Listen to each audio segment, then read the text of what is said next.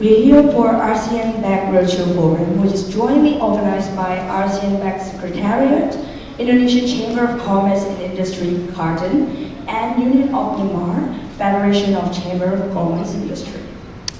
I'm Tristan Ong. And I'm Vicky Tantasaam, and we'll be hosting as Master of Ceremonies for today's event. Before we proceed, allow us to present briefly on the agenda. First, there will be welcome remarks by incoming Chair of ASEAN BAC, Myanmar, by President of UMFCCI. Then, a short video clip, followed by a speech of Chair of ASEAN BAC. After that, there will be a panel discussion on the role of ASEAN BAC and Myanmar's potential. This will be followed by a group photo section. Now, I would like to announce the official opening of the forum on the role of ASEAN BAC in the developing ASEAN private sector, Myanmar, a potential player.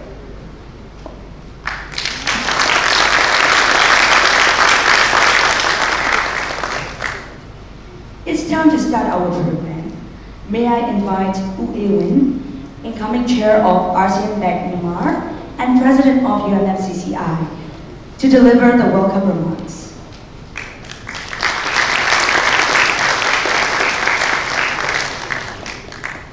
Good morning, ASEAN BAC Chair Mr. Park Ashit, and distinguished guests, ladies and gentlemen, Mingawa. It is my pleasure to welcome you all to UMFCCI for the ASEAN BAC Roadshow Business Forum. I would like to thank ASEAN BAC Indonesia for actively promoting regional development and legacy projects in line with ASEAN BAC theme in vision towards greater inclusivity. We at UMFCCI strongly believe in the importance of ASEAN economic integration to drive growth, innovation, and share prosperity for our businesses and communities. Distinguished guests, ladies and gentlemen, I would like to briefly introduce our organization, UMFCCI. Our Chamber of Commerce was established in 1919, and we celebrate its centennial 3 years ago in 2019. As a century-old organization, we have come across different political systems and economic environments. However, UMFCCI has been free and independent organization, and our sole purpose is to represent and do what is best for our private sector. The government also acknowledges this fact, and we will continue to only act as a bridge between the government and the private sector. In this term, UMFCCI consists of 159 members in the executive committee, with a good combination of new and existing old members of many different expertise and industries. Our executive committee members are democratically and transparently elected according to our UMFCCI constitution. Since our establishment in 1919, we work objectively for inclusive economic growth. Our aim is clear. We work to contribute to the development of the Myanmar business sector through fair and impartial means. This is one of our main pillars, and we will continue to carry it out. The private sector is the main engine of economic growth and social development in the country, contributes major portion of country's GDP and employment, highlighting their role as the backbone of the population's livelihood, well-being, and economic participation. In recent years, business in Myanmar and across ASEAN face many in unprecedented challenges due to the COVID-19 pandemic, local businesses also had additional uncertainties due to other issues. Despite these challenges, UMFCCI and Myanmar businesses work very hard to stay afloat. If the private sector is at risk, the Myanmar people will suffer and there will be great hardship for the current and future generations. We must work together to protect and promote Myanmar's private sector for more sustainable, reasonable, and equitable economic and social growth in the country. Myanmar businesses have both strengths and weaknesses. We want to contribute our strengths toward the ASEAN business community and ask to give a hand in overcoming our challenges. There are many responsible, ethical, and competent businesses in Myanmar who, if given the chance to grow, can contribute not only to Myanmar, but also to ASEAN and beyond. We appeal to ASEAN BAC to support us and to share our vision to build a competitive and prosperous business environment in Myanmar that will benefit the people. As we gather here today, we are reminded of the important role that business play in driving economic growth, innovation, and development. We all believe that business collaboration is important for sustainable and inclusive growth, which will benefit individuals and communities in our countries and together across ASEAN. I strongly believe that Myanmar's stable development will have a positive impact on the entire ASEAN region, and our economic development will help the ASEAN community in some way. In this forum, we will discuss and exchange views on regional issues, the role of the ASEAN BAC, and opportunities for stronger partnership.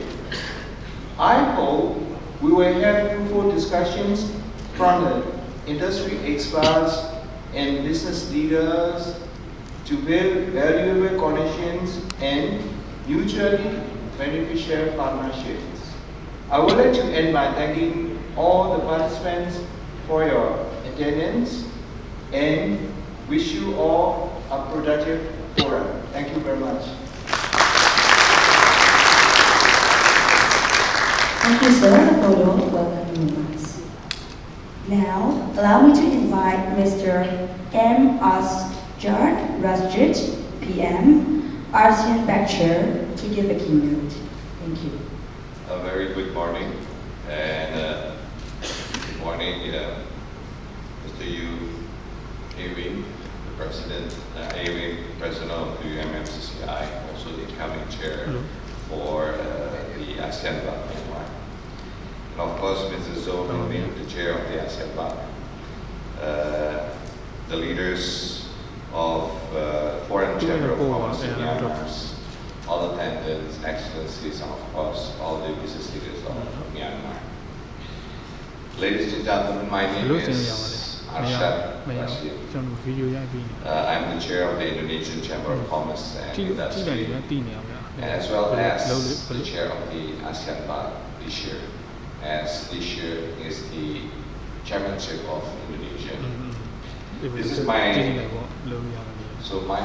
second time in Yangon, but my first time in Yangon as the chair of the Indonesian Chamber of Commerce and also, of course, the ASEAN BAC chair. We are very excited to explore potential partnership with businesses here in Myanmar, along with how it will be realized through the Indonesia ASEAN BAC Chairmanship this year. ASEAN BAC aims to continue being the true voice of the regional business leaders with strong operations between all ASEAN BAC Council members. We hope to achieve regional economic integration for a better ASEAN growth. We are glad that UMFCCI, as the leading part of the ASEAN BAC Myanmar, has fully supported our chairmanship in 2023. This year, Indonesia chose the theme ASEAN Matters, epicenter of growth, for its ASEAN chairmanship. In line with this, ASEAN BAC chose the theme ASEAN Centrality, innovating towards inclusivity. Both themes go hand in hand to promote ASEAN as a blooming institution in all aspects. Here you can see the key members of ASEAN BAC chairmanships, as well as the policy managers and legacy leads for this year. Each of them holds a vital position as they continue to promote the vision of ASEAN BAC and the realized programs we have worked on, which will be explained further very soon. All of them are accomplished business leaders who are passionate to drive a concrete result at the end. Despite the growing challenges in ASEAN, with the global political tensions, post-pandemic era, concern of sustainability and environmental problems, as well as the rapid growth of digitalization, we believe the ASEAN will continue to flourish. ASEAN countries have continued to display resilience and adaptability through the pandemic. The key to this were swift policy responses, robust public health measures, and strong regional collaboration. ASEAN economies are bouncing back as we witness impressive growth rates across the region, with Indonesia, the Philippines, and Vietnam leading the way. We, as ASEAN, projecting a sustainable growth of 5%. ASEAN offers tremendous growth prospects. By the year 2022, our total internet economy reached approximately $200 billion with a growth trajectory towards $300 billion by the year 2025. Our enhanced digital capabilities also play a role in the growth with an impressive 80 to 90% smartphone penetration rate.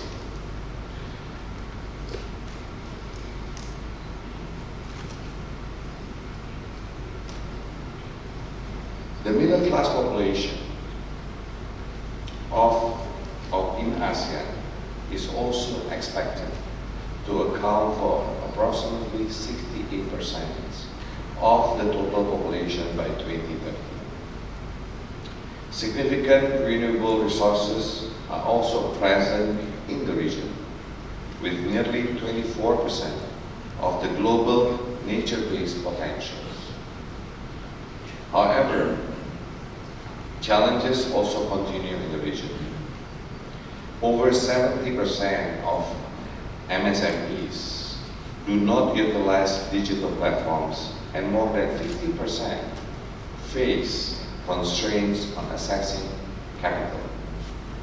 The rising burden of infectious and chronic diseases, coupled with escalating health care expenditure, is another concern. On the sustainable development front, ASEAN requires a significant additional investment of around $200 billion to achieve net zero emission. Food security. Food security is also a pressing issue, affecting nearly 20% of our population. To address such issues, pushing for an ASEAN centrality. For ASEAN centrality is the key. We must make centrality as the destination, innovation as the vehicle, and then inclusivity. Inclusivity must be the non-negotiable practice throughout the journey, which means we cannot leave anybody behind. We cannot leave any country behind. Along with that, Indonesian ASEAN BAC Chairmanship has established 5 policy priorities and 8 legacy programs. The 5 policy priorities are digital transformation, sustainable development, health resilience, food security, last but not least, trade and investment facilitation. As for the legacy programs, they are ASEAN QR Code, Marketplace Lending Platform, Wiki Entrepreneur, Net Zero Hub, Carbon Center of Excellence, ASEAN One Shop Campaign, Inclusive Closed Model for Agriculture Products, ASEAN Business Entity. We aim for micro, small, medium enterprises to be the main beneficiaries, considering that great goal within ASEAN. Here are more details provided on the 5 policy priorities, which will drive policy reforms and advocacy during the ASEAN BAC Chairmanship. We have also included the 8 legacy projects that run across the 5 policy priorities, supporting ASEAN and ASEAN BAC's main theme for this year's chairmanship. We have also done roadshows. We have done roadshows to other countries such as Singapore, Malaysia, Philippines, Vietnam, Cambodia, and Brunei.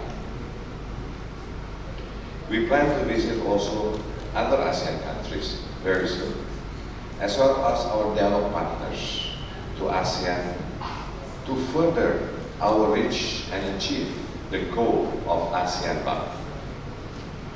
Throughout the roadshow, we were able to strengthen connection with various stakeholders across the region, focusing on innovation and collaboration to enhance the ASEAN identity. Just last trip, a few days ago, we were in Brunei. And in that, historically for the first time, ASEAN BAC or ASEAN Business present at the APEC. And we were given the time to actually explain the ASEAN positions. And we also created what we call the ASEAN Caucus at APEC. It is the time, with so many conversations in the world, that ASEAN, again, need to be one, creating that centrality and creating that voice globally. From the interaction with many stakeholders, we agreed to strengthen our connectivity. We agreed to elevate the relevance of ASEAN business. We agreed to enhance digital innovation, and we agreed to support for sustainable development initiative. Agreed on growth of intra-ASEAN collaboration. This is where we want to see more investment by ASEAN company within ASEAN or intra-ASEAN, which then eventually will create more trades between ASEAN countries. And of course, the establishment of the ASEAN companies.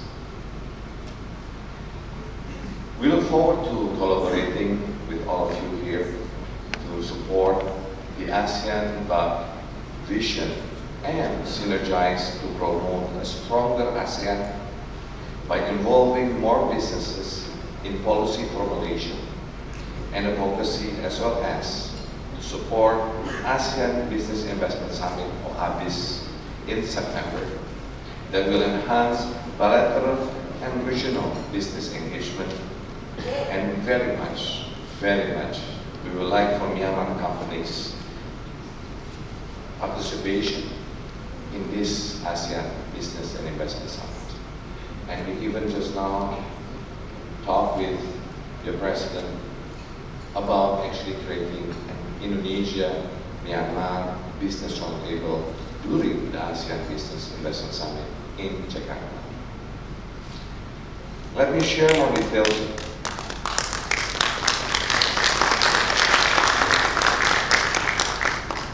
Let me share more details on the events of the ASEAN BAC. As can be seen here, we have been doing roadshows, and we will continue so until August, while also engaging in ASEAN BAC councils and joint council meetings. And in September, there will be 2 flagship events to be held and several sideline events where we look forward to your support and participation, followed with the ASEAN Indo-Pacific Infrastructures Forum, or APIF, co-hosted between Kadin or Indonesia Chamber of Commerce with our Foreign Minister Office and also the our stakeholder, the enterprise ministers, and also the investment minister. The first flagship event is the ASEAN Business Investment Summit, or ABIS 2023, as I mentioned before, which will be held from the 3 and 4 September, and followed by the ASEAN Business Awards, which will be in the evening of the 4th of September. In ABIS, we plan to have keynote remarks from head of states, not only from ASEAN, and to have also from our dialogue partners, and also leaders from other countries who wants to invest in ASEAN. And high-level panels that cover key issues in the region. ASEAN BAC will share the policy outputs that have been discussed throughout the chairmanship and showcase the legacy project, as well as promoting investment potential throughout ASEAN region. During the ABA, or the ASEAN Business Awards, will be on September 4th evening. ASEAN BAC look forward to recognize ASEAN businesses, whether small, medium, large, and startup, which have made great impact in the 8 priority areas. There will also be a cultural performance showcase from the ASEAN countries. Here you can also see the planned activities for the event, as well as the targeted speakers for ABIS. We hope some representative of Myanmar businesses will attend and even to speak at the summit. Therefore, we would like to invite all of you again to participate in our upcoming event, as we believe ASEAN businesses are essential to succeed the vision of the ASEAN BAC or ASEAN business. The events will not be the same without your support and presence. So really, we look forward to actually meeting you then in September. I would like to say thank you very much for your kind attention, and I'm really looking forward to work closely and to build a stronger ASEAN economic partnership. With that, I hope I'm doing this right. I want to say Kai Su Tin Bang Tam. Thank you very much, Mr. M. Astrid Rashid PM, ASEAN BAC Chair, for your insightful keynote. Next on the agenda is the panel discussion. Please allow us some time for the housekeeping arrangements. While we're waiting, we will briefly present about the session. We will discuss the role of ASEAN BAC in promoting ASEAN businesses, status of current projects, Myanmar as a potential key player for regional economic development as well as digital transformation needs. We would like to invite moderator and panelists to the stage. Since we have circulated the profiles of moderator and panelists at the time of sending invitations via email, we will just go through a brief introduction for each of them. May I now invite our moderator, Dr. Kaire, Secretary General of UMFCCI and Chairperson of the Responsible Business and Natural Resources Development Committee, to the stage, please.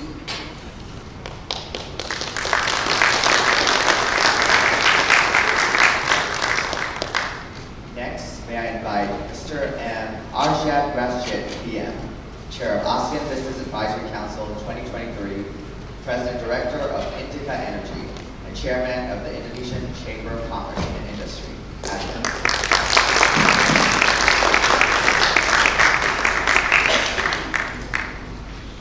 May I now invite Mr.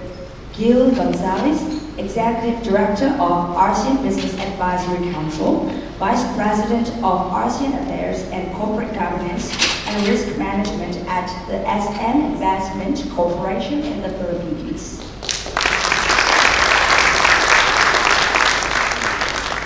Next, I'd like to invite Wu Jo, Central Executive Committee member of UMFCCI, member of ASEAN BAC Myanmar, and Executive Director of Greater Mekong Sub-Region Vice Chairman of the Center for International Relations, as well as Advocacy and Research Committee. May I now invite Dr. Tun Durata, Founder and Chairman of Myanmar Information Technology Pte. Limited, and Vice Chairman of Myanmar Computer Federation MCF from 2018 to 2021.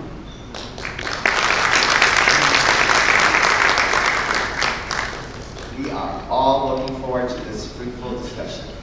The allotted time for this session will be an hour, followed by a Q&A session. I will give the floor to the moderator and the panelists to start off with the panel. Thank you, MC.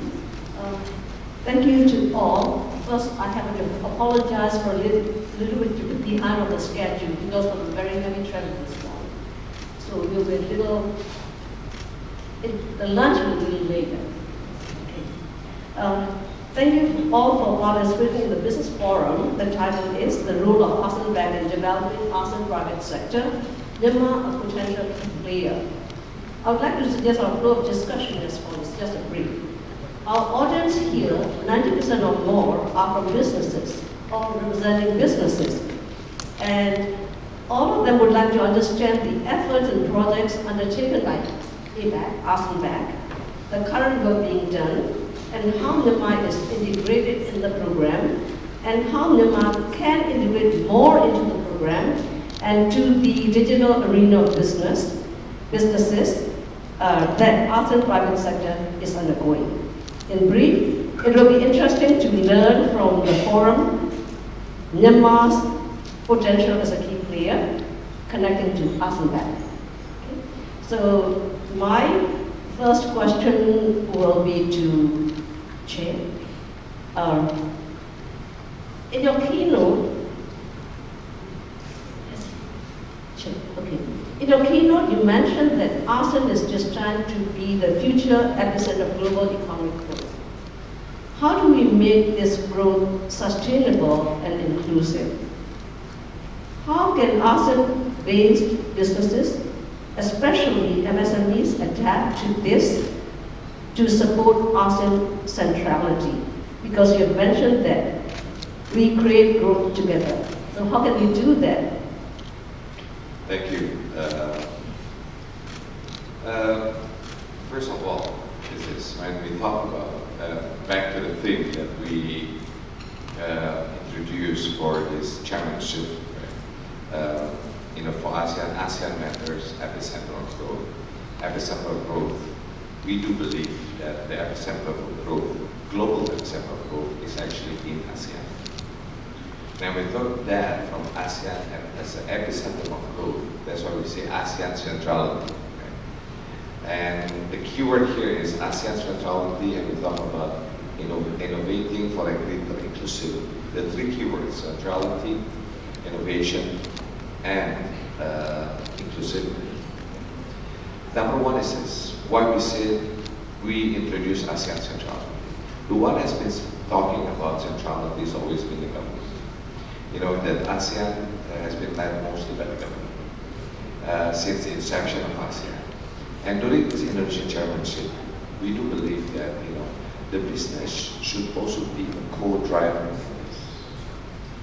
It is very key important that the business is a key driver or a co-driver. And it is important to say that also, this is not just a government-to-government approach, but it's more important for people-to-people approach, business-to-business approach. And here we are very focused. One thing is about politics, another thing is about business. We don't want to talk about politics. What we want to talk about business, because what we can actually hear, what we want to do is actually to support the government for our people to create prosperity for us. And then that's why we need the centrality, how this we can work among us. And it is time for us to actually have this centrality within us, to be able to work together, to take the advantage of ASEAN being the epicenter of growth globally. And when we talk about innovation and inclusivity, and we talk about inclusivity, again, as I mentioned in my remarks, we cannot leave anybody behind. We cannot leave any country behind. We have to work together. And yes, every country in ASEAN has a very different position, whether it is, let's say, in economy, whether it is in the, let's say, in the digital literacy, whether it is in all aspects of the economy. But we all can start 4, 5, 6, 7 countries, and then 8, 9, but eventually we want to make sure we have to bring in everyone into this. And then, why the word innovation? Because I think we have to have an agility, to be agile. Business is agile. And we have to think about out-of-the-box thinking to be able to actually make sure the centrality happens and making sure that inclusivity is there. That's why I just pick one example. The centrality. One of the legacy projects that we introduced, we call it the ASEAN QR code. And that part is to create connectivity between small, medium enterprises and to make sure that that the connectivity is there. And with that, payments can be made with local currency, and with that, we can actually help the micro, small, medium enterprises to connect and reduce the transactional costs, and we really be able to transact between us and ASEAN. Thank you, Chair. Very inspiring to learn. Thank you. So, my next question is to Mo Chua. You've been an active member with ASEAN BAC for almost a decade, and you are also engaged deeply in Greater Menor sub-region matters. What are the key involvement for Myanmar in ASEAN BAC? What benefits are there? And then the chairman mentioned that we cannot leave anybody behind. And the message that we received from the chairman, the ASEAN BAC chair, is that centrality, sustainability, inclusivity with innovation. So what can we do to make sure that Myanmar is not left behind? That's a difficult question to answer. Actually, I'll be brief. You've only going to give me 3 minutes, so I think I'll shock everybody here. Currently, Myanmar, on the whole, with the situation we are not really included in ASEAN. The only people that are included in ASEAN is the private sector, as you know. So this poses an incredible question. What do private sector do? One of the things we at UMFCCI, and us as businesses are focusing, is please don't leave us behind. Yeah? Because in Myanmar, 85% of Myanmar's revenue come from the private sector, and it's 90% of the population. So your efforts, Parag, to make sure that we are not left behind is very, very important. That is basically the benefits of being with ASEAN BAC, allowing us a foothold. We all get equal say. Sometimes I look at Brunei and there's only 600,000, but they're like one of the most powerful voices with ASLENA, as you know.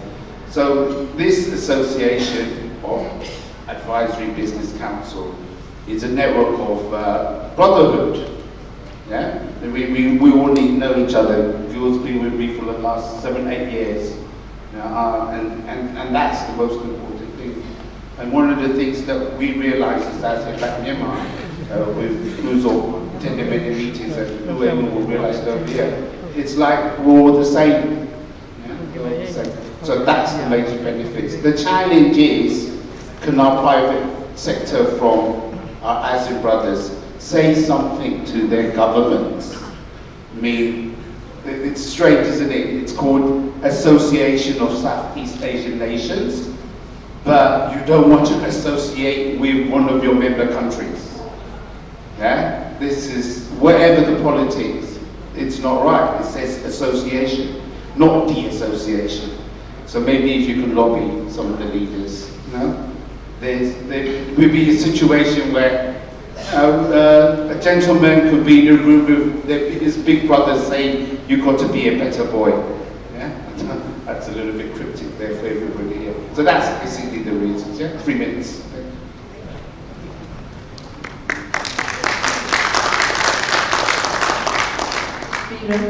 As usual, always like this.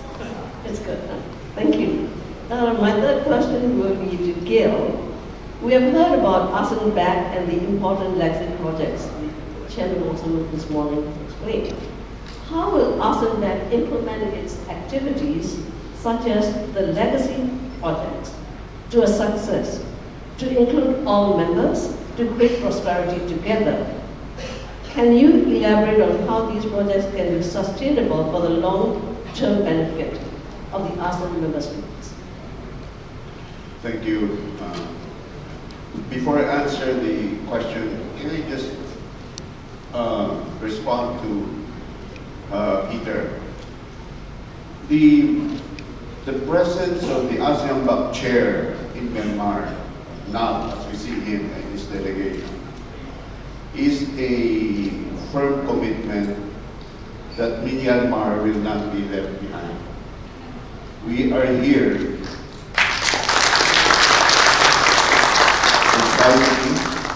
to assure the private sector that Myanmar is very much part of ASEAN BAC. So much so that next week in Labuan Bajo, while there will be an incomplete set of ASEAN leaders, ASEAN BAC private sector will be complete with Myanmar represented by Mojo.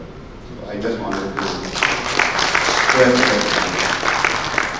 In reference to the question of, okay, how do we see this beautiful vision and centrality, innovation, and so on moving forward? Well, as contextualized by Chair Arshad, from government-driven ASEAN, we have now to be more business, B2B, people-to-people driven. You know, politics has its place, government has been doing its part. Of course, not within our expectations of faster reforms, but they're there to provide the ecosystem, the policy environment to make things work. But private sector has to do its part. And that's why we always ask everyone, whether you're in business, whether you're a professional, are you in any way in any discussion about ASEAN? Or is your concerns purely domestic?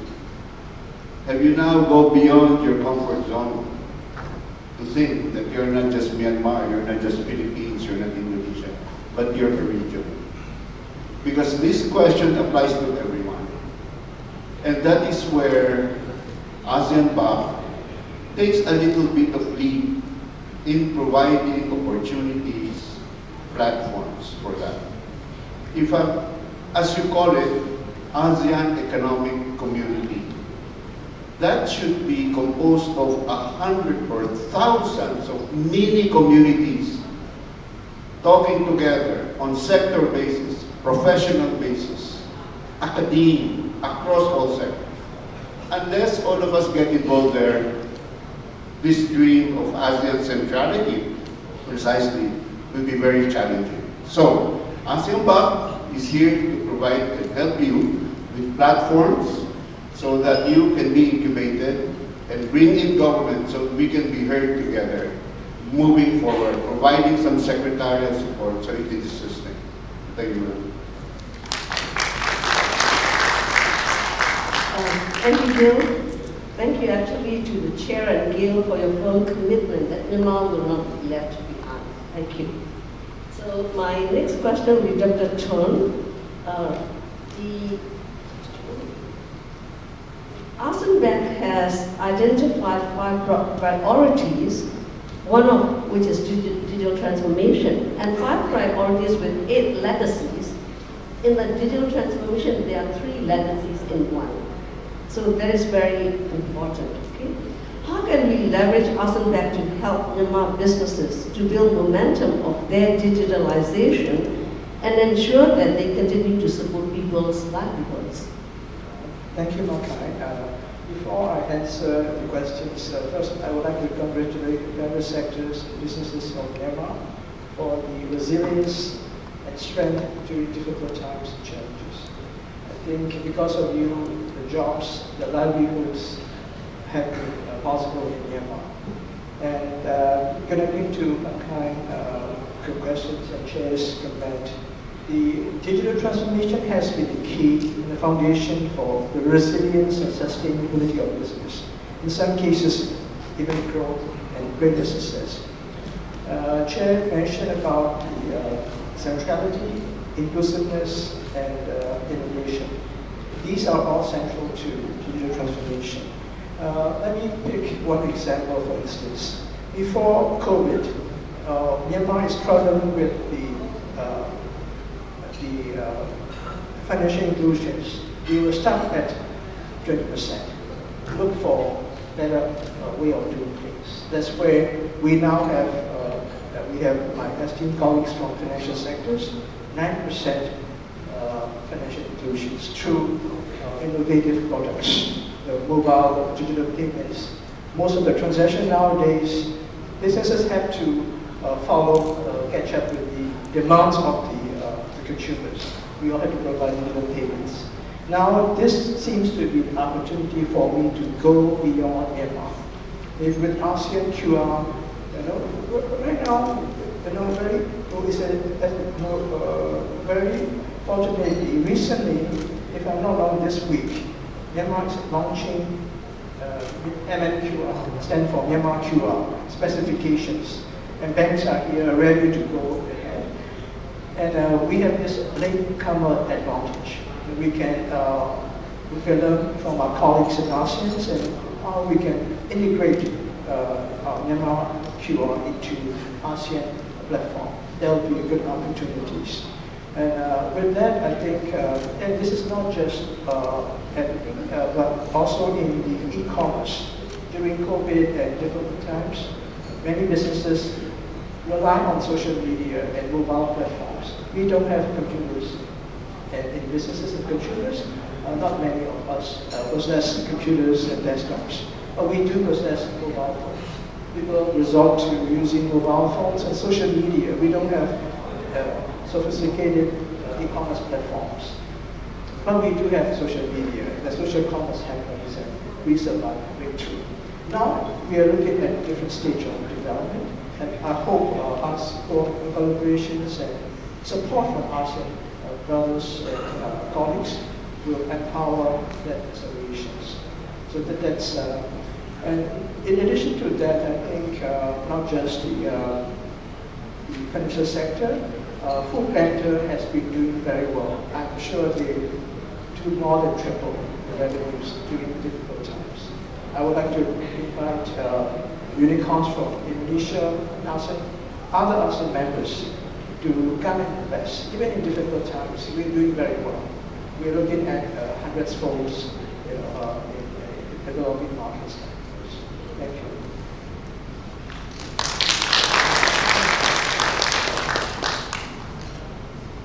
Thank you, Gutun.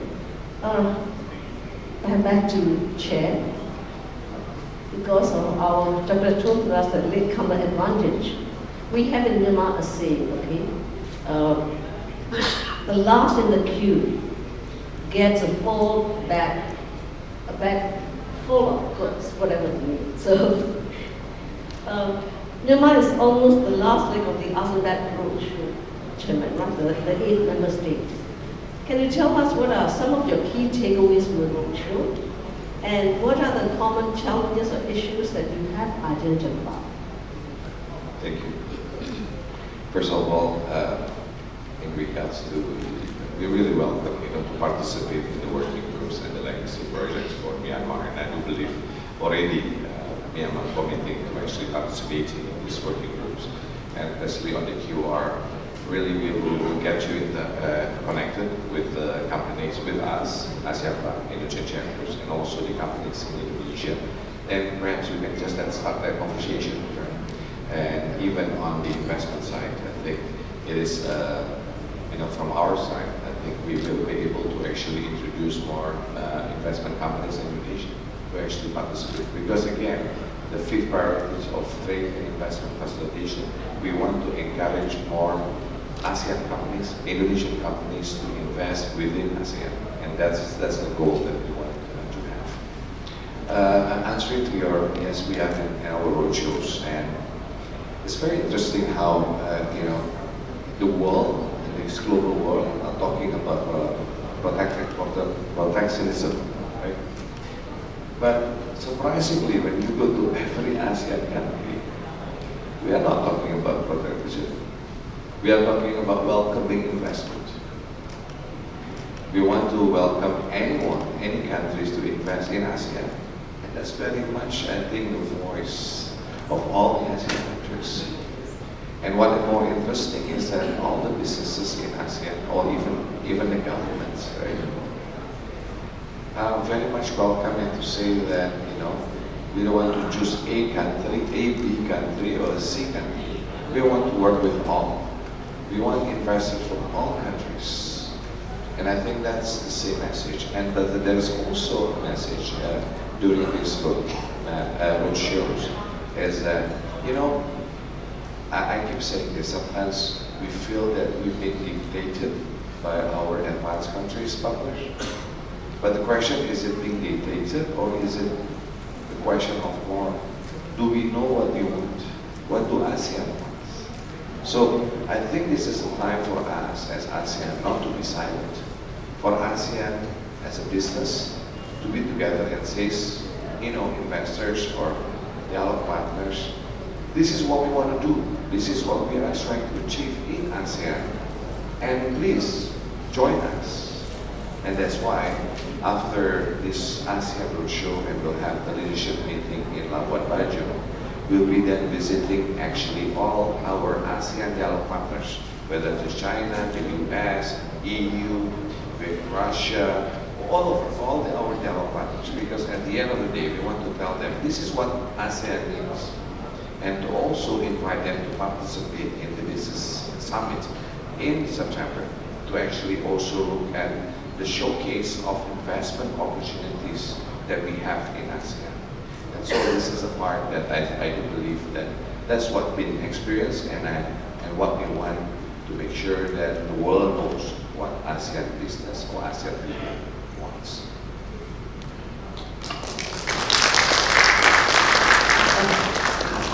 Thank you, Chair. This is very interesting also. We thought like we are the only country that needs all the help and investments, and we all think safe. Thank you. So this time my question goes to Gil. What platform does Myanmar, especially businesses and private sector associations like UMFCCI, need to plug into the operationalization of ASEAN BAC's activities like the legacy projects? because you have many experiences. Yes. So you need to have an engine to make things work. And you need to have a bit of structure. ASEAN BAC is okay at the level of regional level, promoting ASEAN Economic Community. But below us are the national level chambers and associations that we work very closely with. So here we need to work with each other because ASEAN BAC also cannot do everything. And many times people look at ASEAN BAC up there as if all the answers will come from ASEAN BAC. But to tell you frankly, if the foundation is not strong at national level, it cannot take off the way we want. So that's why we have to work very closely with the strengthening our partner national level associations. And then we're in the middle of that are what we call working groups. So that's where all the sharing of experiences, best practices, all the advances in innovation, sustainability, and so on, both from policy and also on the projects that were outlined to you today. So as our chairs always say, please be part of this journey. That's why for every roadshow that we make, we post to them our priorities and legacy projects, and we are completing a matrix where every company who wishes to be part of this journey can have and find a role at the regional level on the working groups and on the legacy projects. Now, that's one phase. But at the national level, we want to create some kind of an interoperable loop so that anyone who wants to tap in to any of the projects can come forward and say, how can I be part of this, given my experience, given my passion, given my profession or whatever it is, so that everyone gets to be part in building this ASEAN centrality. So it is not confined to just those who are members of an association, because everyone, you provide precisely the strength and the life of all of this. So at the level of the region, we have the priorities, legacy projects, we have working groups. Down at the level of the national level chambers, hopefully we will be able to mirror the working groups, national level, so that we build on each other and elevate the regional, and then hopefully we get things done the sooner the better. Thank you. Thank you. Then to Dr. Chung, to build on Mr. Gonzalez's skills responses, what help do Myanmar businesses and MSMEs need to realize their digital transformation potential? Myanmar needs to be a part of the centrality. Myanmar has to be one of the centricity in ASEAN vision. And ASEANs have already given assurance that we will not be left behind. We'll be part of the ASEANs in terms of business integrations. I think that's where I think digital transformation is going to play a key role there. The interoperability that we need is not just for financial sector, but also for trade and investments. We need media platform where our tech companies and ASEANs making smart investment. Maybe this is time not just Myanmar is not ready for some of the investments, but when it comes to smart investments with the know-how, best practices, disruptive innovations is the candidates from Myanmar. So that's one area I think we can collaborate. We also believe that this is two sides of the coin. One is the scholarship. Myanmar do have young people who are very hungry for knowledge and skills. So we need to send our kids, students abroad, and provide best education. That's one area. On the other hand, we do have graduates, we do have local graduates who are ready for jobs abroad. And migrant workers is one of the options, but when it comes to technology, maybe we can look at remote working environments where we work for companies in the Philippines, companies in Indonesia or Singapore elsewhere. So these are the, we have to, like Chairman said, we have to think outside the box. We just don't have to do what we did in past decades. Let's look at all these options. And in my opinion, if we do, we start with something we can make a difference now, that's what we should focus. I think the message from esteemed panelists, I think for Myanmar businesses, we have to go beyond Myanmar.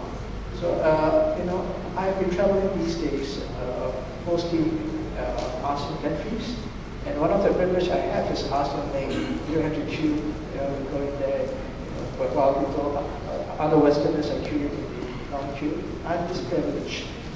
This is just a motivation for us. I hope, in Indonesia, Philippines, Singapore, Malaysia welcome us. Two-way investments. I think we can do win partnerships with our colleagues in ASEAN. Thank you. Thank you, Dr. Tun. Now to Peter, Dr. Tun has touched on some of the areas, that Myanmar needs to fit. So with Mojo, in fact, Myanmar's potential as a key player in developing ASEAN private business is right in the center of his heart. Right in the center.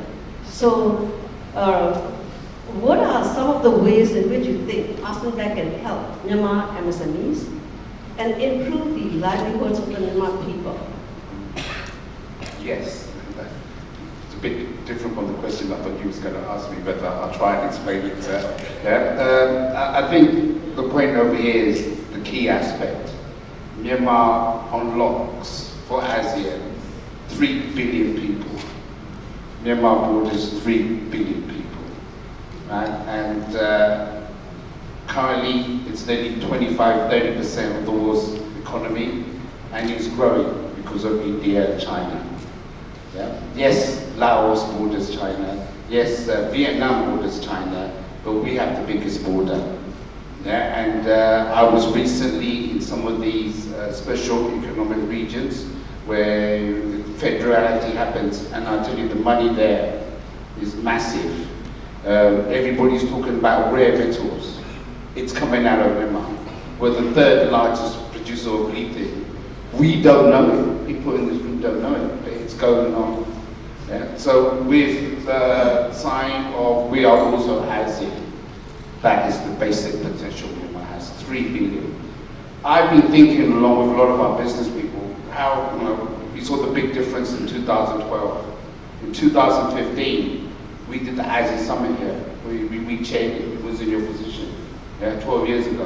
Hopefully, in the next 3 years, when we get to do it again, I'm not sure. I'm hoping that we will get a chance to do it. So everybody's talking about investment. We all know deep in our heart when Myanmar opens up again, right? The acceleration won't be as fast as what happened in 2012. So who do we rely on? We really need to rely on the ASEAN investments, right? A lot of the big multinationals, the Western ones, the so-called racism, like the white corporations, all right? You don't know how to play our game. We know we don't like you. We're off. Yeah? I still don't understand why the West has this war feeling against China. Why do they not like China? Why can't they be nice to them? Yeah? So that's one of the reasons. And one of the ways that this will happen is, I've been studying this and I've been in a lot of panels. What I don't understand is, I'll take business, Indonesia. Did you know Indonesia invest more money in other countries than within ASEAN? If you go to all the countries, right? Even in Myanmar, we invest in Saudi Arabia, right? Maybe Thailand, maybe Singapore, but what we need to do is we need to ensure that we invest amongst ourselves. Why we look at the world, How many people have been to all the countries in ASEAN? Right? Hopefully you should be able to do it, yeah? You think about it. Why can't I, in Myanmar, catch on one plane, go on one plane, and go to anywhere in ASEAN. It's not that difficult, yeah? There are tremendous opportunities in Myanmar for Indonesians to visit, just on tourism. And spectacular stuff for you in Indonesia. It's not happening, yeah? So what we have to do is we have to look within ourselves, right? I assure you, ASEAN BAC, and I've been involved in this sort of business council for the last 10, 20 years. We're like brothers, but we should trust ourselves more, right? I always feel there's a little bit of competition going on. It has to stop. But Myanmar's future potential for ASEAN is amazing. Just 3 billion people, right? And our hope, when our business recovers, we have to look towards our ASEAN partners and ASEAN brothers. I want to live in my lifetime when I can get on a plane to any country in ASEAN. So far, it's only 4 or 5. Thank you very much. Thank you, Peter. Now, in fact, our 2 rounds of panelists finished, but I would like to the time is a bit late, but I want to be generous to our panelists, and I think the audience may allow it, to have the key message, if you have it, just one statement that you would like to give to our audience. Chairman first.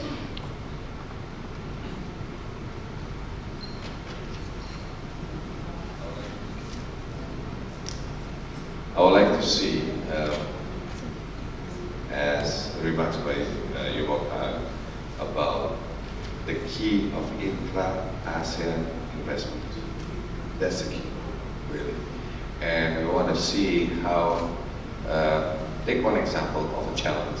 Why don't we create an electric vehicle strategy for ASEAN, whereby every ASEAN countries will create involvement in these ecosystems with complementary values for each of the nations.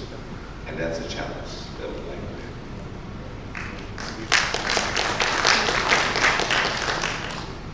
have. I initially wanted to use ChatGPT for summarization, but it's too late.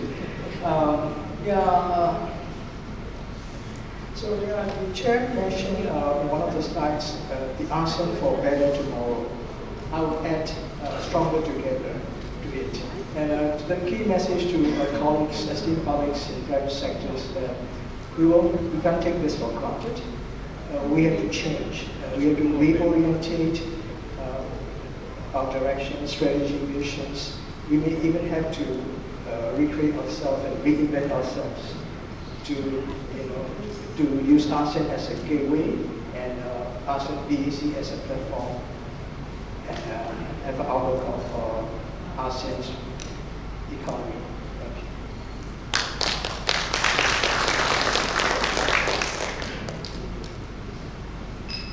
Well, be part of the ASEAN journey. And be strategic. Ask the questions, is your business digital? Is your business sustainable? Then knock on the doors of your chamber of commerce, work closely with them. Because if you don't complain.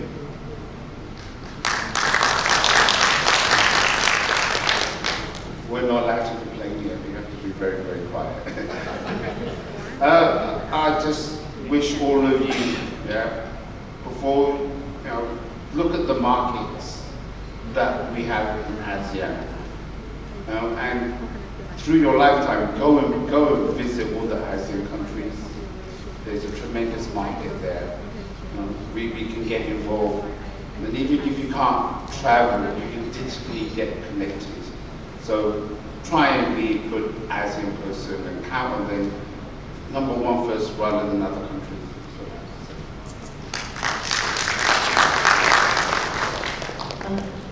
Thank you. Thank you. So I think the audience are satisfied with the panel talks and the takeaways that you have it. And the best one is like Myanmar will not be left behind. And we'll have the commitment, strong commitment by the ASEAN BAC chair and the member. So that is very good news for us. And we'll talk more on the inter-ASEAN investment and be strong together, ASEAN centrality, inclusivity. All these are the very, very good, message for us. I want to give the floor to, give the Q&A time. So, in the priorities, we touch on the digital transformation this time. But we have here, with the food security as one of the priorities. So I would like to have some questions, asked about, the food security thing, and maybe I can invite Wu Yemi Ang is the chair of the Myanmar Rice Federation and the vice president of the Chamber of Commerce. And another, because chairman is in the energy sector. So maybe anyone who would like to ask questions for the energy security also, you are very welcome. And other questions also, you are free to ask questions, okay?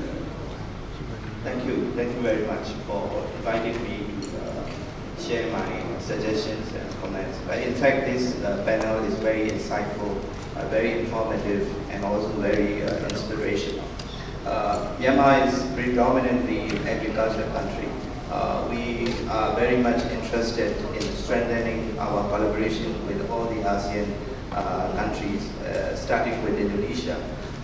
And we also have experiences, very good experiences, and also very tough experiences dealing with the some ASEAN countries and also with Indonesia related to the food safety parameters.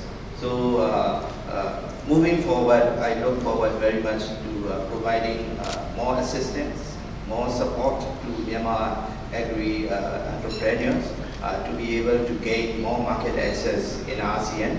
And we also would like to introduce a two-way process, not only selling and exporting Myanmar products, but also buying and importing ASEAN products. For example, like fertilizer, mechanization, and all the agricultural machinery equipment.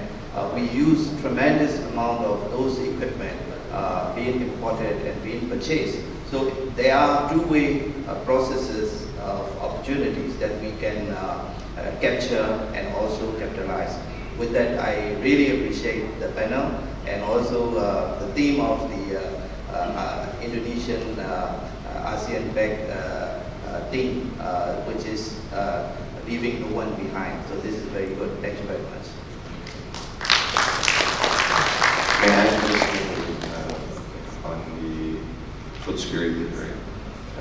I think it's very key important how we work together. I mean, we've experienced two things, right? One is the pandemic, and right after the pandemic, with the geopolitical situation globally, the rise of food and the scarcity of food, and this is where we want to bring this priority. And but one thing they want to make sure also that in doing so, we want to make sure that how the farmers or smallholders are part of this journey. That's why in our priorities we say food security, and then we say using the model of inclusive closed loop model to make sure that the large or medium corporation will help the small farmers and be part of this and to mentor and at the same time offtake those things. I really want to have that discussion and let's lay out what we can actually do together. Particularly, I can say on behalf of Indonesia, so what we can do with Myanmar and Indonesia. Thanks. Thanks, Finn, for the response. So, Annie, I would like to invite. Yes. So. Thank you, Chairman Rashid, and also our colleague from BAC for letting us know that we are not left behind. This is one of the most encouraging news that we heard this morning, and I think I'm pretty sure that our sentiment is very much on the fact that we are part of the ASEAN. And I think, as Chairman Uyemiao has just said, I think if there is anything that Myanmar can do for ASEAN, I think the food security is something that we can easily contribute, because we are a food surplus country, and we can work with all these members who are in need of the food. And when all the chips are down, I think you have to look inside the region, and this is where Myanmar can play a big role in providing food. But one other worries that I have is this morning we heard about the collapse of the First Republic Bank in the US, and I know that you all are also struggling quite a bit with all the financial tailspins that are coming out of the West. And maybe I think this is where I would like to encourage that maybe ASEAN BAC and maybe ASEAN governments could also take a more focused approach on the financial resilience as a priority issue. So I wonder whether this is something that BAC can take hold, and especially within the ASEAN, even though the Indonesia, Thailand, Malaysia, Philippines, all with all advanced economies with a very sound macroeconomic management, you seem to have a very good financial strength, but not all of the ASEAN members are in that position. So, unfortunately, I think the Laos and Myanmar is very much in the constant struggle with the financial survival. And so maybe perhaps this is something that ASEAN BAC can do some attention in the upcoming summit. And then the other thing is, now that Kankai have encouraged us to ask you about the energy situation, I think we are quite impressed with how Indonesia has also achieved energy transition. In fact, we are also trying to do the energy transition not because we are good in doing it systematically, because we are in the acute energy crisis. So we are forced to, especially the private sector, is forced to look into all these energy transition options, and then maybe perhaps this is where Indonesia and the rest of the ASEAN members can help us to learn how to also jumpstart the energy transition, as well as leapfrog some of the steps that we don't really have to go through the gradual transition. So these are the two issues that I would like to raise for your thoughts. Thank you. Thank you. First of all, I think on the financial discussion in regards to that, I think during the Bali meetings of the central banks and the ASEAN finance ministers meeting, where we participated also in that, and I think there is a sideline discussion already about how to actually to talk about financial resilience in a way for ASEAN. And on the ASEAN business side of it, actually a bit not yet there, but to look at into really the ASEAN fund, led by the private sectors, to look at investment opportunities within ASEAN itself, to actually strengthen our financial resilience within ourselves, but to open up those funds to other countries. Because sometimes what is important is for the investors overseas who wants to be part, but with someone who understands ASEAN. And so I think that those are, but we will then raise this again. I think it's very key important what's happening in the world today, particularly in the financial situation. And in regards to energy, I think we can learn from each other. I think what Myanmar have done also in a way of many of the policies in making sure sustainable development is here, and in green energy. And I think we will have to participate also, in this opportunity to develop the energy in Myanmar. Many Indonesian companies are looking for opportunities also. For example, we are working with Singapore right now, actually investing on solar energy in the islands of near to Singapore, as an example. This is one of the ways to show how we can actually work together within ASEAN. And so this is something perhaps that we can really want to look into, the opportunity to invest and how what can we do this intra-ASEAN investment, particularly on the green energy situation. Like to learn more about it, and perhaps what we can do is showcase these opportunities of Myanmar during the ASEAN Business Investment Summit, and also the ASEAN Outlook on Indo-Pacific Summit, which is at the same time. That is hosted by Indonesian Foreign Office Ministers with us as Indonesian chambers, and we can present those infrastructure projects, whether it is energy or whether it is digital infrastructures, and showcase that in part of our group, what we call the ASEAN Investment Opportunity Groups, so that we can actually offer this to investors. And intra-ASEAN and also beyond ASEAN. That's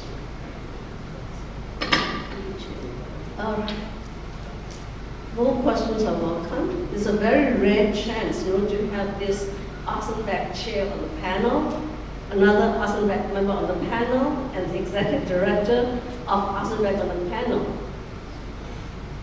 Okay, yeah. Sorry, please continue. No. Okay, go ahead. Thank you. We want to attract the questions. Thank you. My name is Manzon. I'm a member of the UMFCCI. Thank you very much for this trip and for this arrangement.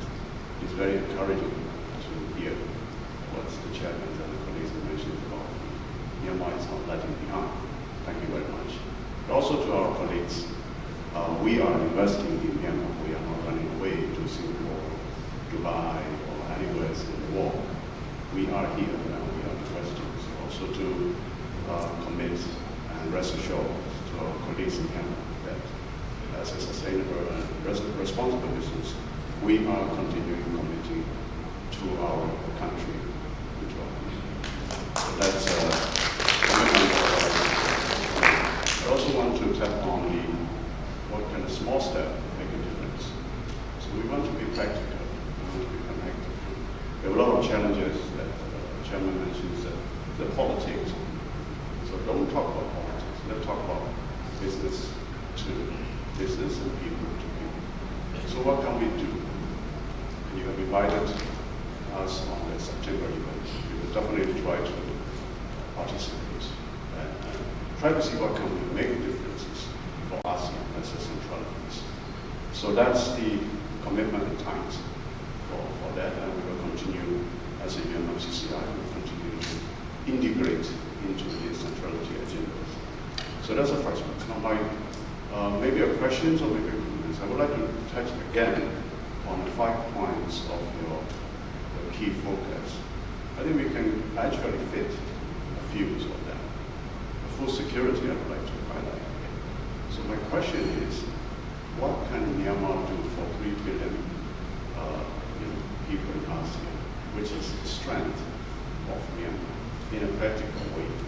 I'm not a food guy, so I think this agenda should carry on as a centrality agenda, as a structure that you mentioned. We are not going to complain that we don't have organized law, we don't have laws. But what we can do as a Myanmar, we would like to put into the structure as agenda to follow that can benefit Myanmar farmers, which is people, and also benefit ASEAN populations. So I think this is one of my questions and comments that the leaders in the business sectors could put that agenda in the high-level activities. And where our Myanmar businesses can also integrate easily without any bias, without any politics. So that's the one comment. The second comment is about the energy crisis. So every crisis is an opportunity. So we talk about green energy. So before we talk about green energy, as a kind of, I may be very rude, but it's a law. But now in Myanmar, the green energy or sustainable energy actually become survival energy. So energy that need to survive. So we have to survive on solar power, renewable energies, green energy, which is what we have here in Myanmar as the natural resources. So this is our strength again. This is our it's going to be. We're not talking about price and stocks. So again, our weaknesses that given the political landscape, given the current landscape, maybe it will be very difficult for large-scale investments, ASEAN investments to come in. And that's practical. So what can we do for sustainable energy, green energy? For example, carbon credit. Can Indonesia or ASEAN invest for the sake of carbon credit, which carry a bigger picture of opportunities, not just engaging with the new market? So that's one example that we can tap on. And also, we also like to put the agenda on energy security and ASEAN sector. If you can invest in green energy, you are happy in your businesses, and we can have global ASEAN and sustainable development as a carbon credit. I think that's a true way. So you are investing for the sake of carbon credit, then we are enjoying the investment in ASEAN. So again, I would like to end with the practicalities. But there's a lot of issues, there's a lot of areas. So how we can step, make a small step, and make a difference. That's my colleague's position. Thank you. No, thank you. It's very good remarks and also questions that you have. And very much this is what, when I came, when we were hosting the G20 as an example. Our president mentioned this to me as Yasha. Enough of talking, right? It's policy. What's the bottom line? What's the money? What's in it for us, for our country? So this is where we say, yeah, let's cut the crap off these policies. I'm not saying it, but let's move forward. That's where the business should be. Yeah? Where let's look at projects directly, right? For example, let's take one. Let's say the energy sectors. What can we do together? Not so large. On what? Right? And let's practically look at it and say, let's do something about it. Right? That's why I propose just now the electric vehicles strategy. Right? We look at the whole of ASEAN. We went to see Philippines and say, Philippines, you have nickels. Indonesia have nickels. And we have done our value added now. We built our processing in Indonesia for batteries, because that will become batteries. So we say to the Philippines, want to offer you our experiences, the good and bad that we have in the past before. So you learn from us. Can we do co-investing with you? Let's do it together. Right? Same thing in Myanmar. You have critical minerals in Myanmar. Right? Yes, it is true now, there's a lot of this, maybe you can say irresponsible mining. Let's do it. Let's do something about that. Why not, co-invest in that processing for rare earth that Myanmar have, which is very critically important, because that is for the magnet, which actually lighter one, which is good for electric vehicles, right? And it's used widely, right? So those are things that's practical and say, okay, what kind of project that works? And straight up for us in the business, right, what contributes to the bottom line? How can we create the revenues, get that done, and get the bottom line? Because only once when we have the bottom line, then we can create prosperity for our people. And thus is why I say, why these 5 priorities, and then legacies, and then we should move forward again to say, what are the projects? So that's the intention. And this is where we want to create this conversation, to start this conversation. But we want the conversation to end with a project, with investment and trades behind it. And so that's what we hope to do within ASEAN. And I mentioned this morning also, I even encourage the sovereign of Singapore, of Temasek, of Temasek GICs, to invest more in the ASEAN region together with us. Because it's true what you say, so many of the ASEAN companies previously invest many times in other countries outside of ASEAN. And let's consolidate ourselves. The world has changed.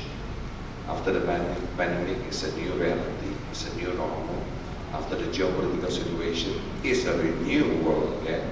So ASEAN needs to create that centrality, and particularly for the business.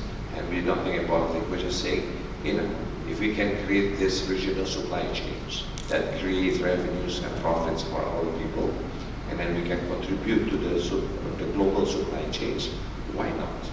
And that will contribute to the bottom line, which is then prosperity for the people. So let's do that. Thank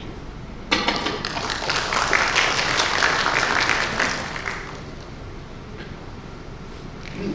So these are really very top of mind issues. Finance, sustainability, food security.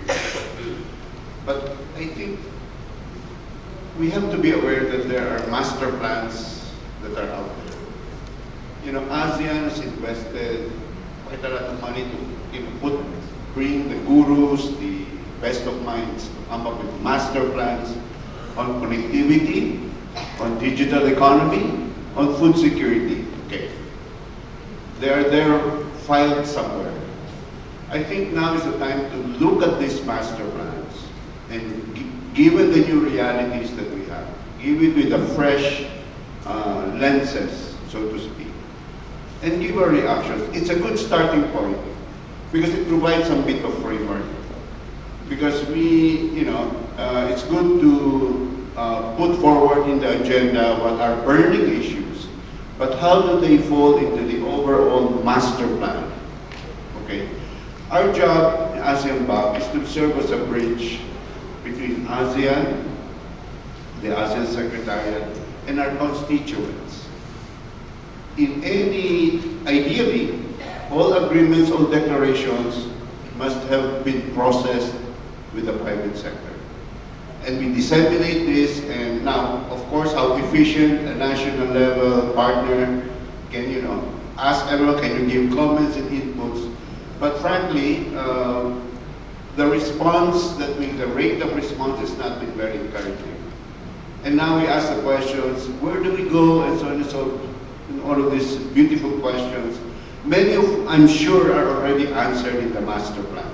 So I think another initiative we can do is to refresh our minds, bring up again these burning issues on the table, see where these master plans are coming from, review the master plans, and see where does each country fall into the master plan. Where is Myanmar in this, in the digital economy? Where are we in the sustainability and so on, in the energy transition?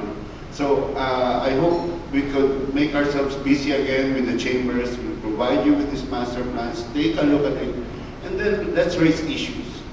But using that as a reference, rather than coming from different sides and so on and so forth, to give us a bit of framework. I think that's one thing that we can try to initiate with you. Thank you.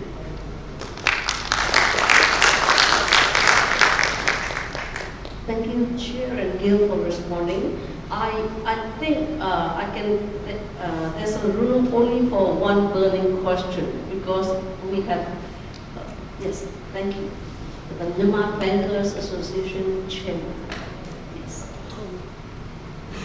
Not a question. It's not a question, just very sincere comments. My name is Dr. Song. I'm the Executive Chairman of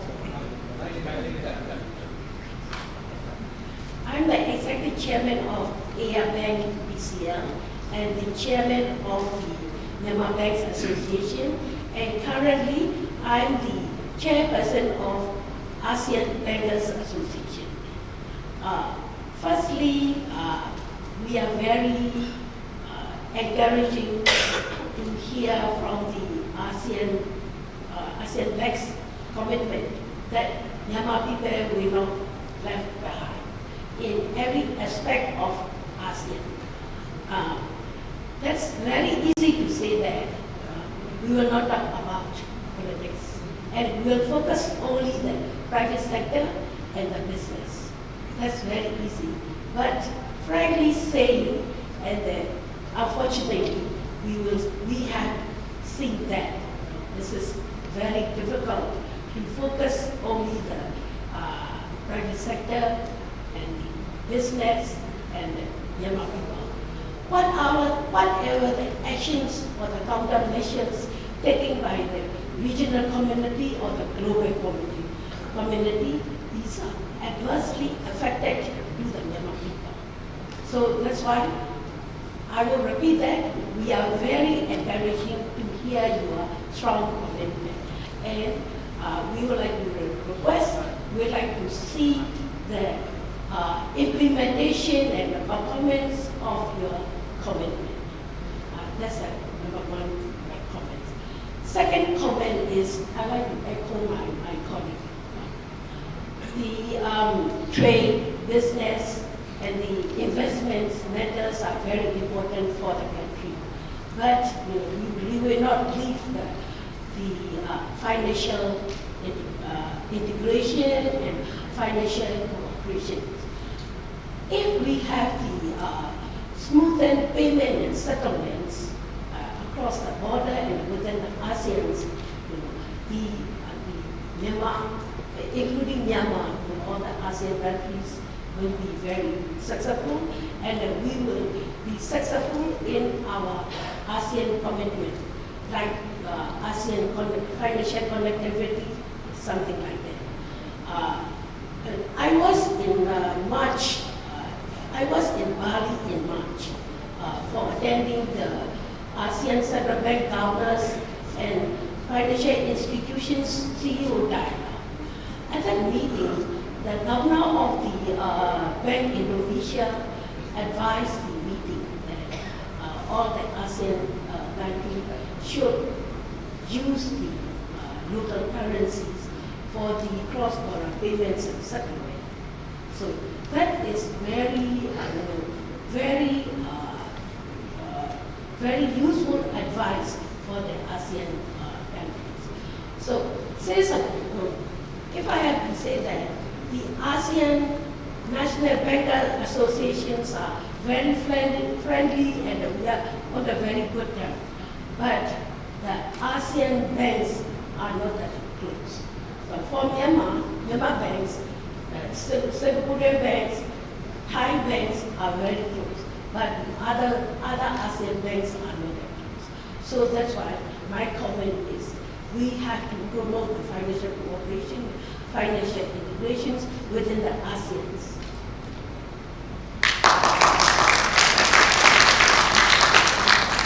No, thank you. It's a very good comment, and I love the frank opinion, which is true. No, it's true in a way that we can't really do that politics alone, but we have to move on from the business perspective first. When we talk about the ASEAN QR code, it is very aligned with Central Bank ASEAN QR code. We work together, very much together. And this is something that we want to use local currencies. That's why if you have two statements made by our president, one is local currencies, and then one more is why extra, why should we pay, certain company outside for the transactional fee that we can actually save like up to 200 basis points, so 2%, if we can do it intra-ASEAN, right? And that's the idea. And the idea is also it actually effective for our micro and small medium enterprises, right?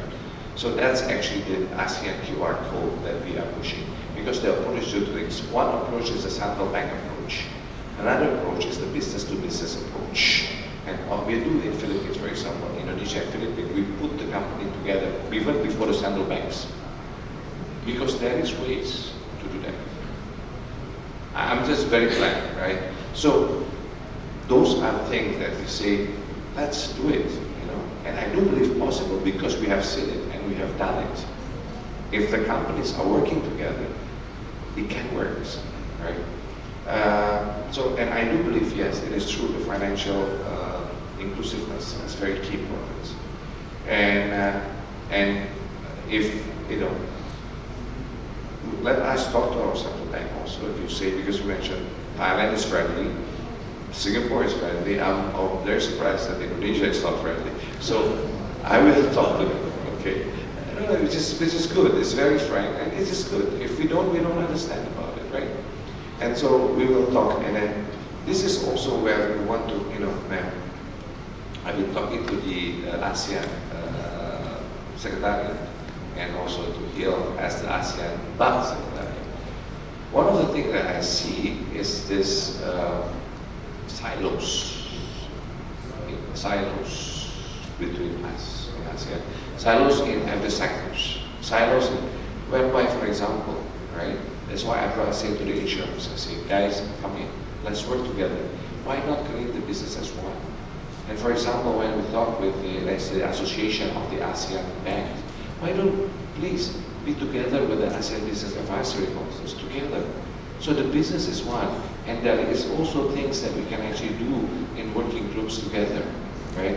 So this is things that I think we need to break these silos that has been done currently, all these years, and to break these silos, and so that we can convergence into, really finding what works.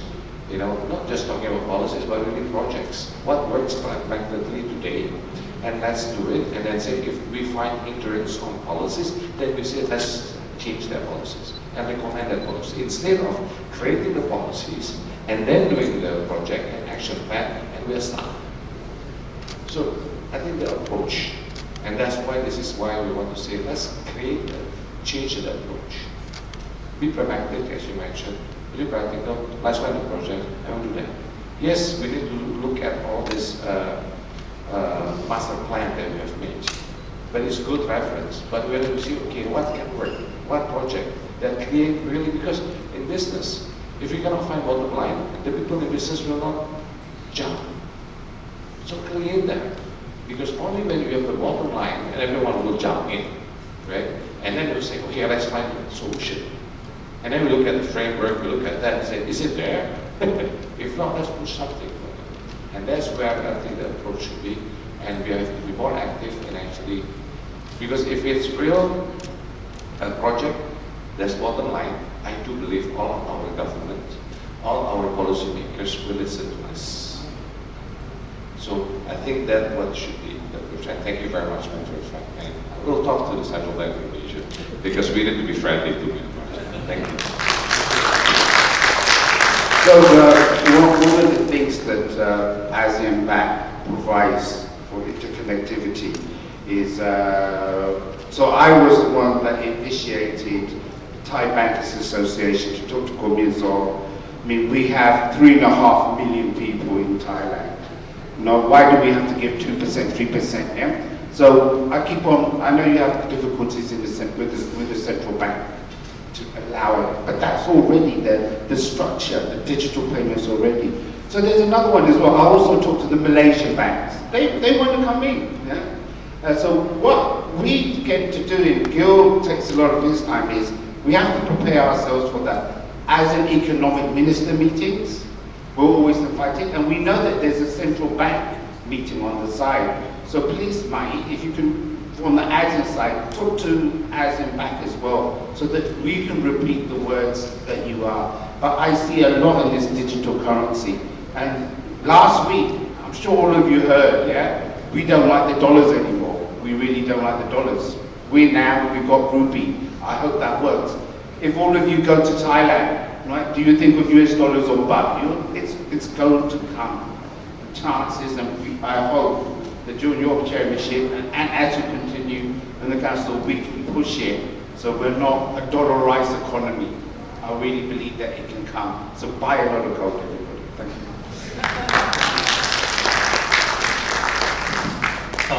Very last question. Just now, answer another one hand also. Sorry? Okay, because yes, a very quick one. Because our moderator mentioned that this is a very great opportunity to ask the question to the Excellency. So that's why I would like to take this opportunity to ask. And first of all, I'd like to introduce myself. My name is Toby Wah, and I'm the one of Secretary General of the UMFCCI. And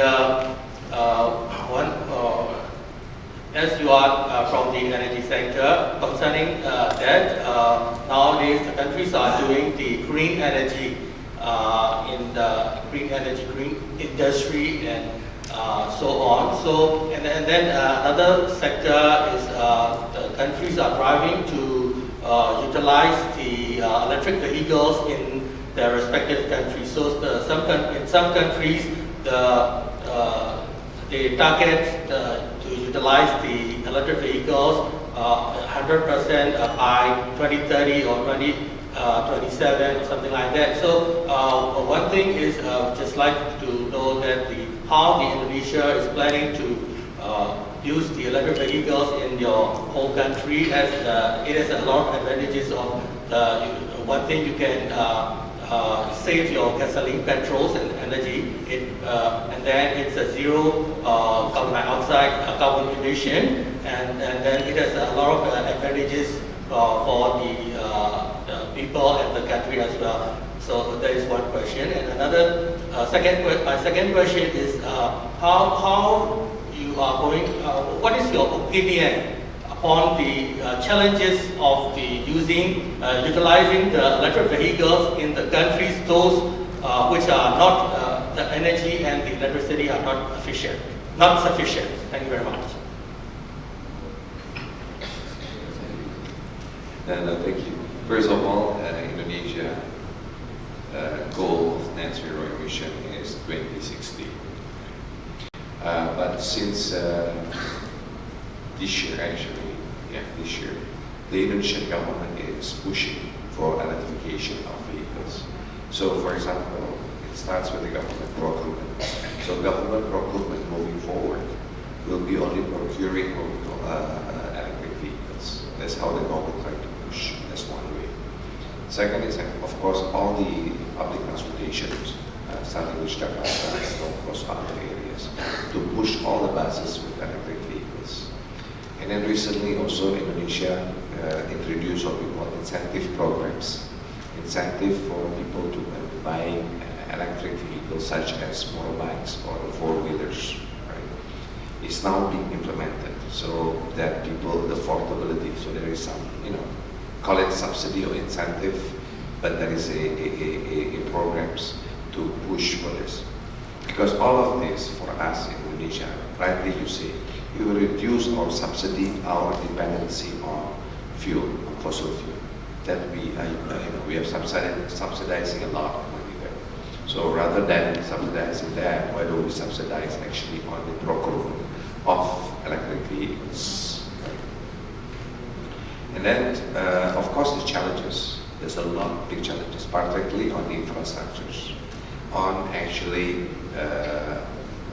what is this for the charging stations, right? So there's two ways to do it, right? And we are actually looking at both ways. One is actually charging station. The second is to change the batteries, right? And both are implemented, okay, in Indonesia. And right now what we are trying to do is creating a standard battery first. Because so many batteries, we want to make sure there's a standard so that we can have more efficiencies. So any electric vehicles, and anybody can actually produce electric vehicles, but this is the standard of the batteries, okay? So that what is important is on these batteries. One is that so that everyone can use it, so more efficient. The second is the recycling process later on. We have to think about how to recycle these batteries, right? So those are the challenges, some of the challenges that we have, right? But we are pushing for manufacturers to produce. So for example, that's why I was mentioning just now, if we can work with companies here. There are several companies in Indonesia, for example, with two-wheelers, electric vehicles, or even, that's already in the Indonesian made, right? That we want to push. Then perhaps we can work together, right? With Myanmar, as an example. And more than that is that what we are looking at as challenges is also about how to move forward on the renewables, whereby I think for Myanmar, you already have a lot of hydros and so on, right? In Indonesia, we're still very dependent upon the coal-fired power plant. So on this, so in overall, we have three strategies on our net zero, right? Which is one on power, how to transition into renewable energy. And this is where the push we have to create more geothermal, hydropower. That's why we're building hydropower in Borneo and Kalimantan, to push that hydropower selection. and then pushing, of course, the solar, and then how to push interconnectivity. We start with Singapore, and then now we already have also in Malaysia between Borneo and us and Kalimantan on the sales of power, for example. The second part is on the industry. On this industrial, that's why we have what we call in Indonesia, we call it Kadin Net Zero Hub, right? In ASEAN, we bring this as a legacy, we call it the ASEAN Net Zero Hub. This is where also big challenge for companies, for every sectors. It's very different challenges for every sectors. And then also for large, medium, and small companies, also the challenges are different. So that's why we create this so-called Net Zero Hub, is to create that sharing of knowledge. And we talk about technology, whether technology of energy efficiencies, whether talking about the energy transition on batteries, on other things, right? And then how to finance it, right? Because one of the key importance of financing those transition, right? So that's why we create this Net Zero Hub for ASEAN, so that companies in ASEAN can share knowledge and create that so-called roadmap towards net zero. That's very challenging, right? But we need to be sure that our plan is inclusive. That's why I think that's the key word again, inclusivity. Because when for example, as an example, when we talk to EU as an example, by 2030 there's a Green Deal, right? So all product to Europe must be green, right? We spoke to EU and said, guys, we support 1000% what is Green Deal. But the question is, right? As I was representing the Chamber of Commerce of Indonesia, I said there's large corporation, medium, and also small. For the large corporation, it may be easier to adopt, but for the medium corporation, very challenging. For the small companies, it's difficult. And then the question, are you excluding small businesses to sell products to you? Right? So this is where then it comes to during the G20, B20, we say, in any economic development globally, one thing we forgot is to instill values into that economic development. So now we need to be sure that we instill values into them. That's why we introduced the 5 P's: peace, prosperity, people, planet, and partnership. But the partnership with the caveat of 2 values. One is unity in diversity. Another one is actually inclusive collaboration. Those are from the 2 Indonesian values of Bhinneka Tunggal Ika, which is unity diversity, and inclusive and gotong royong, inclusive collaboration. Right?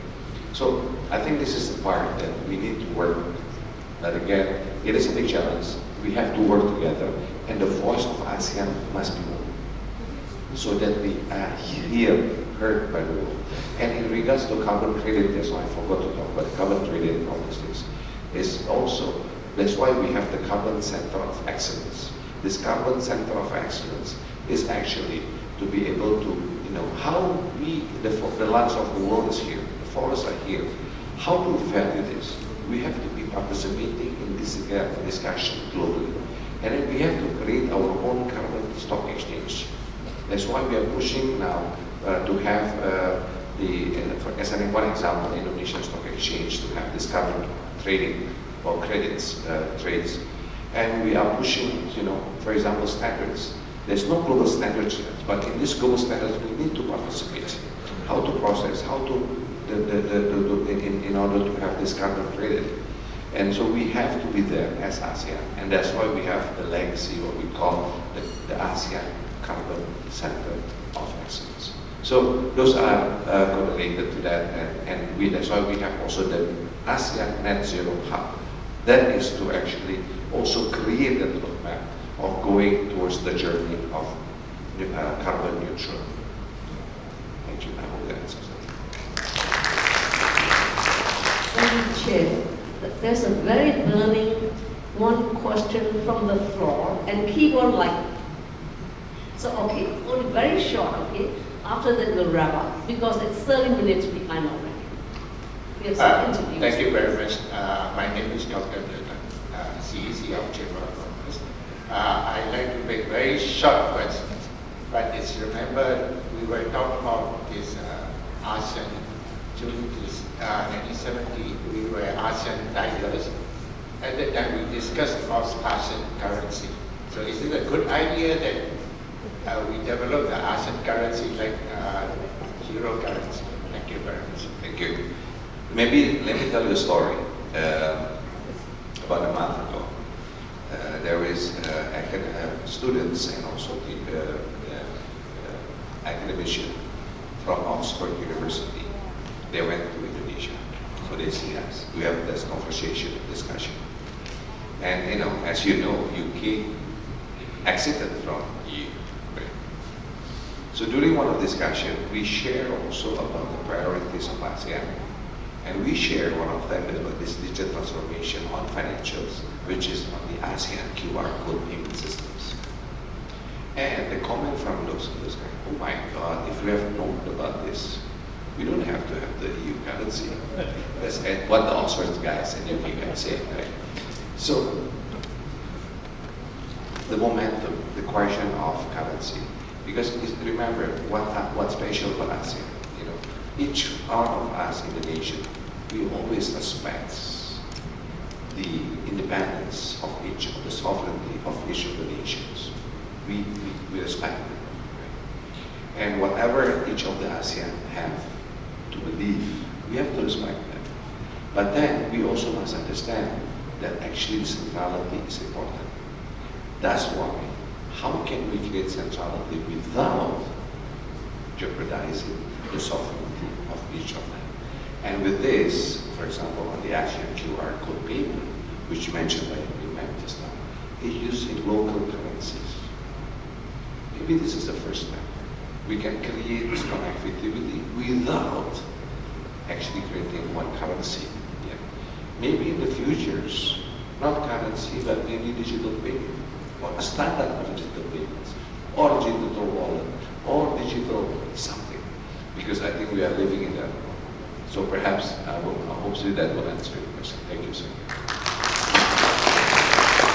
Hello, can I ask 1 minute question? Because according to Dr. Min said, I want to ask one question.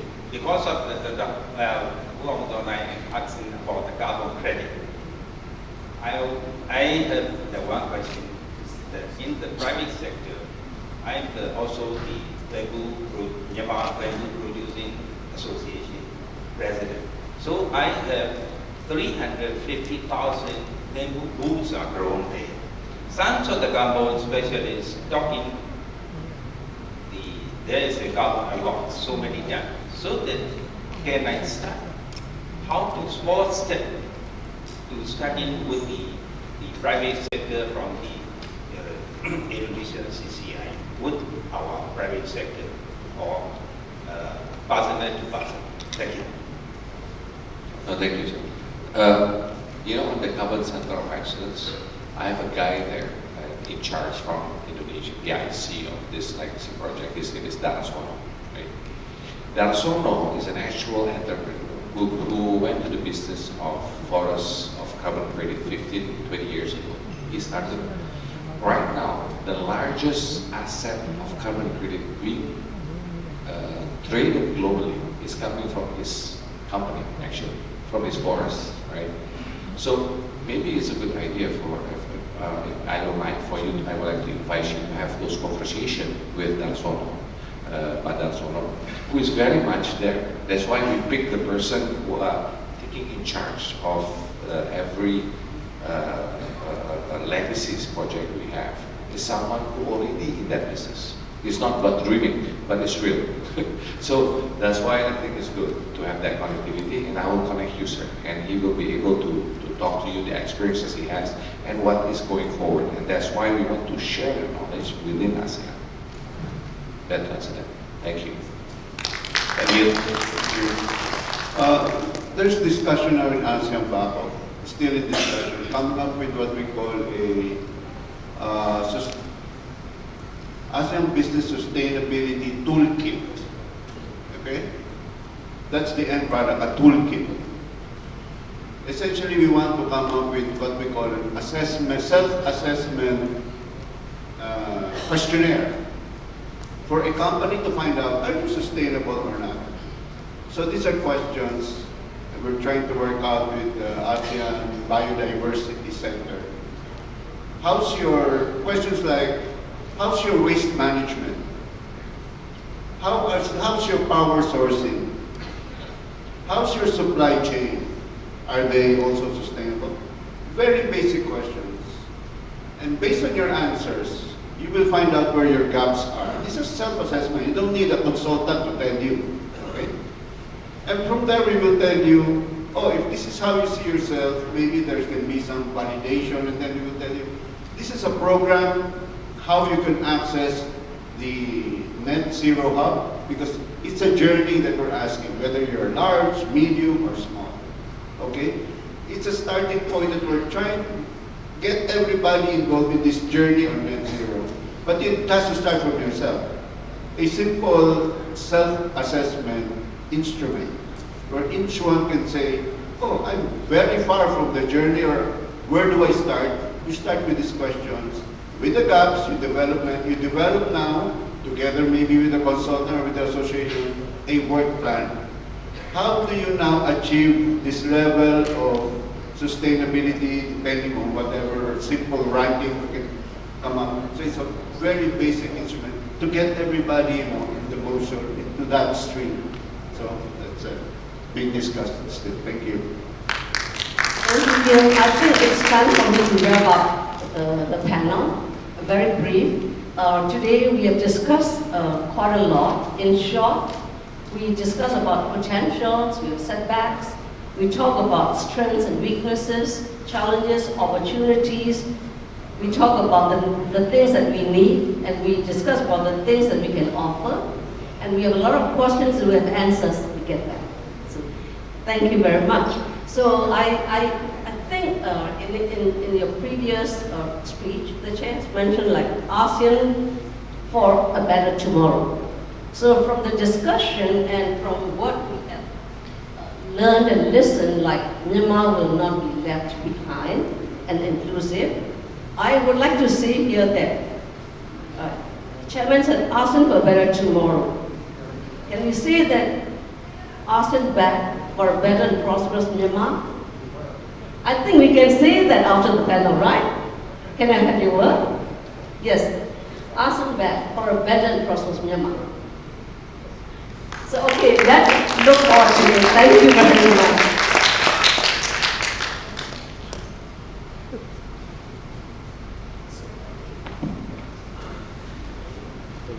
Thank you so much, our honorable moderator and distinguished panelists, for your very insightful discussion.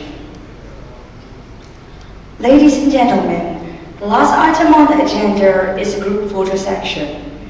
Please allow us some time to set the stage. Thank you.